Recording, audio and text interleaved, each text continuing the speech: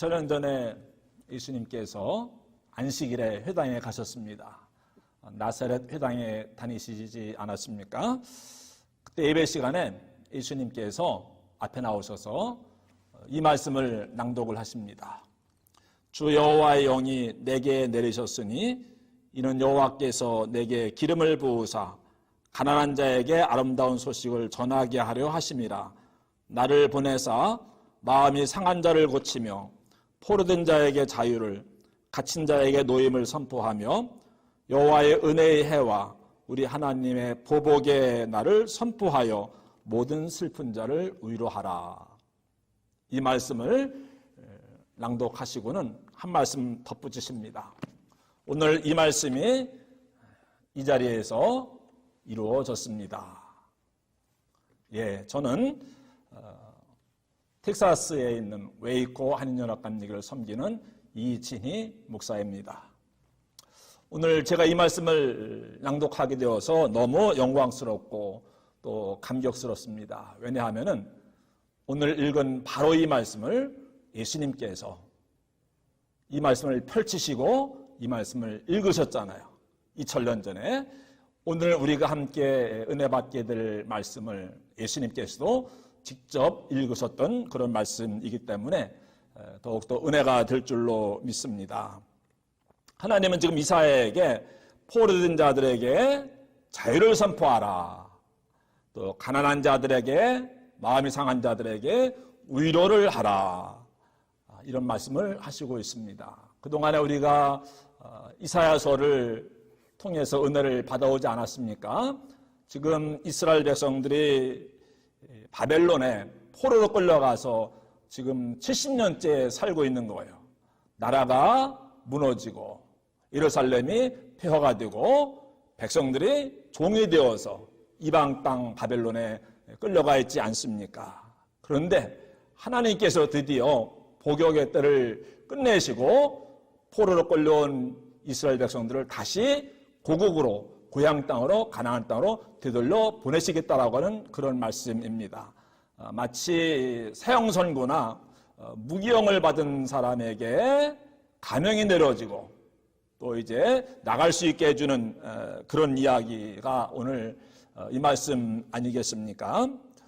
이 말씀을 읽으면서 저는 경험하지 않았지만은 우리 민족이 일제 치하에서 36년간 나라를 잃고 포로 아닌 포로로서 살아가지 않았습니까? 그런데 미국으로 인해서 우리나라가 1945년 8월 15일 날 해방이 되지 않았습니까?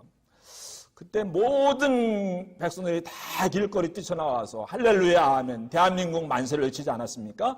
이스라엘 백성들도 오늘 바로 그런 장면을 우리가 볼 수가 있습니다. 이스라엘 백성들이 하나님 앞에 죄를 짓고 그래서 가나안 땅에서 쫓겨나게 되잖아요. 근데 이방 땅에 끌려가서 70년을 살게 되고, 그런데 하나님께서 그들의 죄를 용서하시고 다시 가나안 땅으로 회복을 시키십니다. 다시 돌아가게 하시지 않았습니까? 우리 민족은 미국 사람들의 도움에 의해서 해방되었습니다. 그런데 오늘 이스라엘 사람들은 바벨론 포로 끌려간 이스라엘 백성들은 그 페르시아 사람들, 페르시아 왕 고레스에 의해서 다시 고향으로 돌아갈 수 있게 되지 않았습니까? 근데 이제 이 말씀을 예수님이 다시 한번 이야기를 하시는 거예요.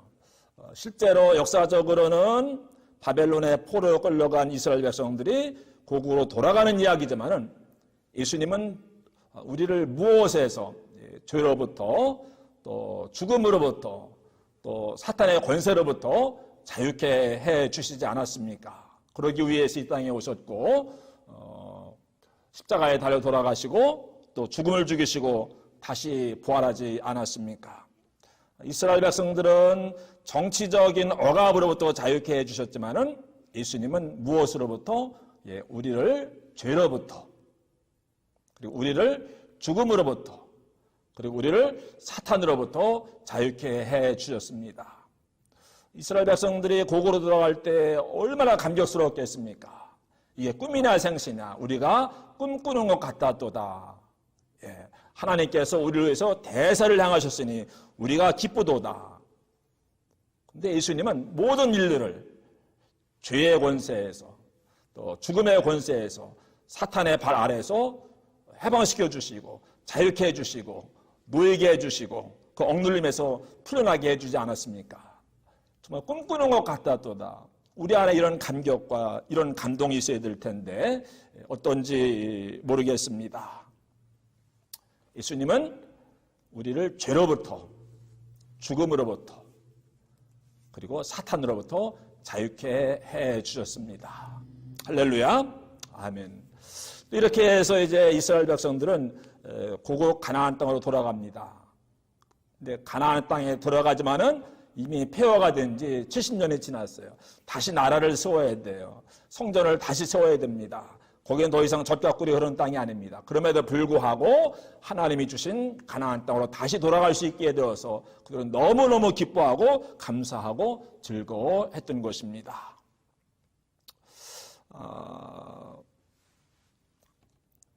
우리는 다 가나안 하면은 젖과 꿀이 흐르는 땅, 또 하나님의 약속의 땅, 이런 이미지를 가지고 있지 않습니까? 제가 이제 광야에 대해서 그동안 많이 설교해오고 책도 쓰고 하지 않았습니까? 교인들이 목사님 이제 광야에 대한 이야기는 그만하시고 가나안에 대해서 이야기를 해주세요. 이제 농담 반, 진담 반으로 그런 이야기를 하실 때가 있습니다. 또는 독자들에게서 이제 광야에 대한 책을 2권씩 내셨으니까는 이번에는 가나안에 대한 책을 내주세요. 해서 제가 지금 가나안에 대해서 관심을 갖고 또 공부를 하고 책을 쓰고 있는 가운데 있습니다. 누구나 다 광야를 싫어요. 광야를 빨리 벗어나고 싶어요. 어디에 들어가고 싶겠습니까? 가나안 땅에 들어가고 싶은 것입니다. 나는 언제나 이 지긋지긋한 광야를 지나서 가나안 땅에 들어갈 수가 있을까? 예, 우리가 생각하는 가나안은 젖과 꿀이 흐르는 땅입니다. 약속의 땅입니다. 들어가기만 하면은 뭐예요? 좋은 집을 짓고 살게 되고 은금이 증식되고 수양이 번성하고 창고를 짓게 되고 그런 가나안에 누군들 들어가고 싶지 않겠습니까? 사실 우리나라에서 60년대, 70년대 가나안에 대한 설교를 많이 했습니다. 왜 그랬을까요? 가나안이 싫어서 가나안에 들어가고 싶었던 것이죠. 가나안에서 벗어나서 가나안 땅에 들어가고 싶은 겁니다. 우리에게 가나안의 이미지는 바로 이런 것이 아니겠습니까? 그래서 나 가나안 복지 귀한 성에 들어가려고, 나 가나안 복지, 가나안 복지가 아니고 가나안 복지죠. 복지, 복 있는, 복복 아닙니까? 빨리 광야를 벗어나서 그런 복지에 들어가고 살고 싶은 거예요. 광야 끝, 가나안 시작. 또는 고생 끝, 행복 시작. 뭐 가나안에 들어가기만 하면은 다른 세계가 펼쳐질 것 같지 않습니까? 이스라엘 백성들은 젖과 꿀이 흐르는 가나안 땅에 살다가 쫓겨났어요. 그랬다가 다시 그 땅으로 회복이 되어지지 않습니까? 우리도 죄의 권세에서, 죽음의 권세에서, 사탄의 권세에서 이제 벗어나서, 그런 광야를 벗어나서 어디에 들어가게 된 것입니까? 진짜 가나안, 하늘 가나안, 영적인 가나안, 영원한 가나안에 들어갈 수 있게 된 것이죠. 이스라엘 백성들은 젖과 꿀이 흐르는 그 가나안에 들어갔지만은 예수님께서는 우리를 어디로? 진짜 가나안인 천국으로, 하나님 나라로 인도해 가시는 줄로 믿습니다. 진짜 가나안은 뭐 좋은 집을 짓고 살게 되고 은금이 증식되고 수양이 번성하고 뭐 이러한 가나안이 아니고, 진짜 가나안은 어디일까요? 예수님이 우리의 가나안이신 줄로 믿습니다. 예수님 안에 거하면은 가나안에 우리가 들어가는 거예요. 우리는 이미 예수님 안에 있지 않습니까? 예수님 안에서 살아가고 있지 않습니까? 그렇다면 우리 안에 진짜 가나안이 있는 거예요. 여러분, 모세가 젖과 꿀이 흐르는 가나안 땅에 들어가지 못해서 얼마나 애석해 했을까, 이제 그런 생각들을 많이 하잖아요. 그렇지만은 모세는 조금 더 서운하지 않았을 것 같아요. 이스라엘 백성들이 요단강을 건너서 가나안 땅에 들어갑니다. 근데 나는 못 들어갑니다. 얼마나 억울할까요? 속으로? 그러지 않았을 것 같아요. 왜냐하면은 이스라엘 백성들이 젖과 꿀이 흐른다고 하는 가나안 땅에 들어갈 때 모세는 진짜 가나안, 하늘 가나안, 영원한 가나안, 그 가나안에 들어가지 않았습니까? 그 진짜 가나안에 들어가는 것과 가짜 가나안 또는 진짜 가나안의 그림자도 안 되는 그런 가나안 땅에 들어가는 것, 비교가 안 되는 것이 아니겠습니까? 나는 언제나 이 광야를 벗어나서 가나안 땅에 들어갈 수 있을까? 오늘 함께 이 예배에 참석하신 여러분들은 이미 가나안에 들어오신 줄로 믿습니다. 예수님 안에 있지 않습니까? 하나님의 자녀가 되지 않았습니까? 또 하나님의 자녀로서 하나님의 은혜와 축복 가운데 우리가 살아가고 있지 않습니까? 비록 우리가 지금 좋은 집을 짓고 살지 못하고 삶의 광야 같고 내가 언세트를 한 그런 가운데 살아가고 있다고 할지라도 그러나 예수님 안에 있기 때문에 우리는 이미 하늘의 축복을 누리고 있는 것이 아니겠습니까? 가나안에 살아도 하나님 없이 살면은 그건 광야에 사는 거예요. 그러나 광야 같은 그런 환경 가운데서 살아가고 있다고 할지라도 하나님 안에 거하고 예수님과 친밀한 관계를 유지하고 있다고 한다면은 이미 우리는 충분한 그런 가나안에 살고 있는 줄로 믿습니다. 상황이 문제가 아니라고 하는 거예요. 어떤 장소가 아니라고 하는 거예요. 하나님의 다스림을 받고 살아가는 그것이 바로 가나안이죠. 근데 왜 이스라엘 백성들은 가나안에서 쫓겨났을까요? 우리는 늘 어떻게 하면 가나안 땅에 들어갈 수 있을까? 이제 그런 기대, 또 그런 기도, 또 그런 기다림 가운데 살아가고 있는데 가나안 어떻게 들어갈까? 근데 그보다 더 중요한 것 가운데 하나는 가나안 땅에 들어가서도 쫓겨날 수가 있어요. 킥아웃 당할 수가 있어요. 이스라엘 백성들이 가나안 땅에 들어갔지만은 거기서 쫓겨남을 당하지 않았습니까? 우리가 이런 것들을 생각하는 거예요. 쫓겨났기 때문에 오늘 지금 포로 생활을 하고 있는데 다시 그 가나안 땅으로 회복이 되고 있는 그런 이야기를 오늘 말씀을 해주고 있지 않습니까? 가나안 땅에 들어가서 킥아웃 당하지 않으려면 정말 가나안 땅에 들어가서 진정한 가나안의 은혜와 축복을 누리려면 어떻게 해야 되는가? 왜 가나안 땅에 들어가서 이스라엘 백성들이 실패했습니까? 여러분 광야에서도 이스라엘 백성들은 늘 원망과 불평과 불만과 불신 가운데 살아가지 않았습니까? 광야에서도 실패하지 않았습니까? 그런데 가나안 땅에 들어가서도 또 하나님 앞에 실패했어요. 하나님을 섬기지 않고 바알을 따라가잖아요. 왜요? 바알신은요 농사가 잘 되게 해주는 신이에요. 비를 내려주는 신이에요. 근데 가나안 땅에서는 농사를 져야 돼요. 그 바알신에게 잘 보여야 축복을 받는다는 거예요. 그래가지고 하나님만을 섬기던 이스라엘 백성들이 가나안 땅에 들어가서는 바알신도 섬겨야 되지 않습니까? 바알신을 섬겨야 잘 산다고 하니까, 형통한다고 하니까, 성공한다고 하니까, 복을 받는다고 하니까는 하나님도 섬기고 바알신도 섬기고 뭐 이렇게 되는 거 아니었겠습니까? 처음에 하나님이 경고하셨어요. 가나안 땅에 들어갈지라도 그곳에서 다른 신을 따라 섬기거나 그 땅에 있는 사람들처럼 살아간다고 한다면은 그 땅 거민들이 지금 너희에서 쫓겨난 것처럼 너희도 쫓겨나게 될 것이다 이렇게 말씀하셨는데 그 경고에 귀를 기울이지 않았어요. 결국은 다른 신을 따라 섬기게 되고 성공하고 형통만을 또 축복만을 추구하다가 거기서 킥아웃 당하고 말지 않았습니까? 가나안 땅에 들어가서 하나님을 잘 섬기고 하나님의 백성이 되어서 하나님의 뜻대로 행하고 그래서 하나님의 뜻이 가나안 땅에서 이루어져서 그 땅이 하나님 나라가 되도록 그렇게 하기를 하나님은 원하셨는데 그렇게 하도록 하기 위해서 가나안 땅에 들어가게 하셨는데 그 땅에 들어가서는 나의 킹덤이 아니라 마이 킹덤, 그렇죠? 나의 will be done이 아니라 my will, thy name이 아니라 my name, 하나님의 나라가 아니라 내 나라를 추구하고 하나님의 이름이 아니라 내 이름이 높여지기를 추구하고, 그렇죠? 하나님의 뜻이 이루어지기를, 그것이 아니고 내 뜻이 이루어지기를 바라는 그런 삶을 살았지 않았습니까? 그러니까는 킹덤 오브 갓을 이루시려고 가나안 땅에 들어가게 하셨는데 들어가서는 킹덤 오브 이스라엘 왕국을 결국은 세우게 되지 않았습니까? 그래 결국은 하나님에게 킥아웃 당하고 바벨론의 포로로 끌려가고 만 것이었습니다.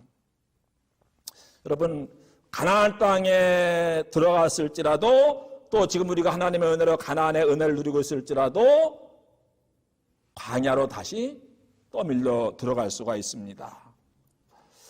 늘 겸손해야 되죠.